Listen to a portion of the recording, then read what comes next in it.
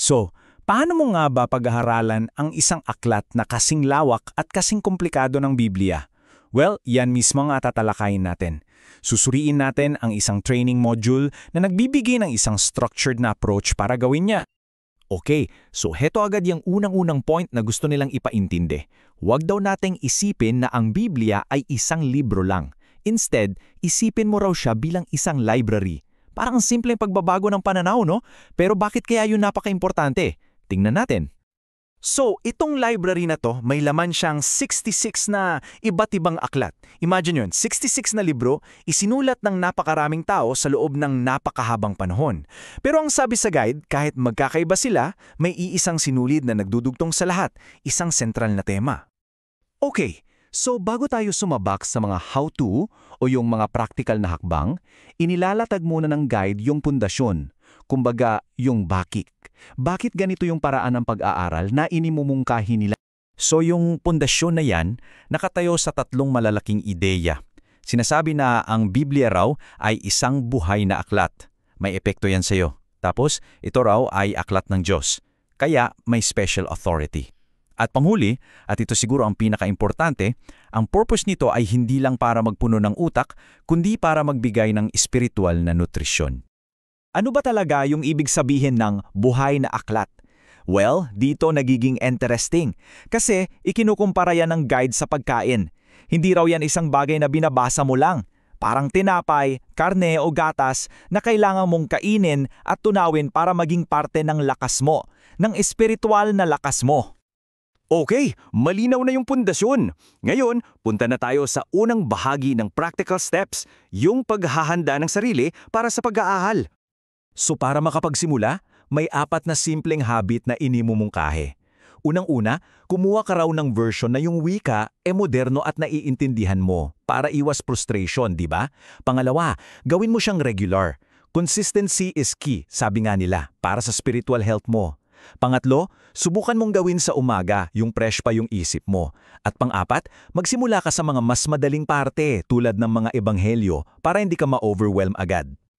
At dito, may pinapakita silang isang sobrang mahalagang distinction. Magkaiba raw kasi yung pag-aaral para sa sarili mong spiritual food, yung tinatawag nilang devotional, at yung pag-aaral para may share ka o may turo sa iba, o yung doctrinal. Ang diin dito ay, unahin mo muna palagi yung sarili mo. Kasi, paano ka magpapakain sa iba kung gutom yung sarili mong kaluluwa, di ba? So, kapag na-set na natin yung stage, yung mindset, angat na tayo. Mula sa pagiging passive reader, magiging active participant na tayo. Paano? Eto na yung mga techniques. Isa sa mga pinaka-powerful na technique ay ang pagtatanong. Parang detective ka raw dapat. Sino ba itong nagsasalita? Ano ba talagang sinabi niya? Para kanino ba to? Kailan? Anong naging resulta? Pag nasagot mo na lahat yan, saka mo palang itatanong sa sarili mo, okay, paano to ngayon applicable sa buhay ko? Bukod sa pagtatanong, may iba pa. Sabi nila, subukan mo raw basahin ng malakas. Para hindi lang mata mo yung gumagana, pati tenga mo. Mas tatatak daw. Tapos huwag kang matakot sulatan o markahan yung Biblia mo. Gawin mo siyang personal. Mag-keep ka rin daw ng journal para sa mga mas malalim mong reflections. At syempre, yung pag-memorize ng mga talata para maging parte na talaga sila ng paraan mo ng pag-iisip. Binibigyan din ng malaking importansya dito yung tinatawag na biblical na meditasyon. Pero teka, hindi ito yung iniisip nating pag-empty ng mind. Actually, baliktad. Ang definition nila dito ay yung pag-iisip sa isang bagay ng paulit-ulit, detalyado mula sa lahat ng anggulo. Siniyasat mo, sinusuri, pinagninilayan ng matagal. At may proseso yan ha. Simple lang pero napaka-profound. Step 1. Hanap ka ng lugar na walang istorbo. Lumayo sa distractions. Step 2. Maglaan ka ng oras para sa tahimik na pagninilay. Step 3. Matuto kang makinig ng tahimik. At yung pinaka-importante, Step 4. Maging tagagawa ka ng salita, hindi lang basta tagapakinig. Okay, so ito na yung huling set ng mga techniques. Para na to sa mga gustong sumisid ng mas malalim pa. Mga structured methods talaga. So parang toolkit ito. Pwede kang mag-aral by chapter, yung sobrang focus ka lang sa isang kabanata. Pwede rin by book, yung babasahin mo yung isang buong libro, let's say Philemon, in one sitting para makuha mo yung buong picture.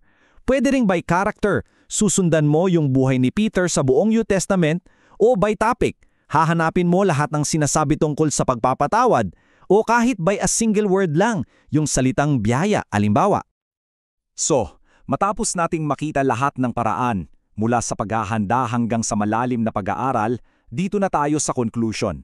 Sa tinatawag nilang bottom line, yung pinakasummary ng lahat, yung pagkakaiba ng karunungan at, well, kangangalan. At dito talaga lahat nauuwi. Napakasimple pero napakatindi ng punto. Para sa guide na to, ang pagkakaiba ng taong matalino at taong hangal ay hindi yung dami ng alam nila.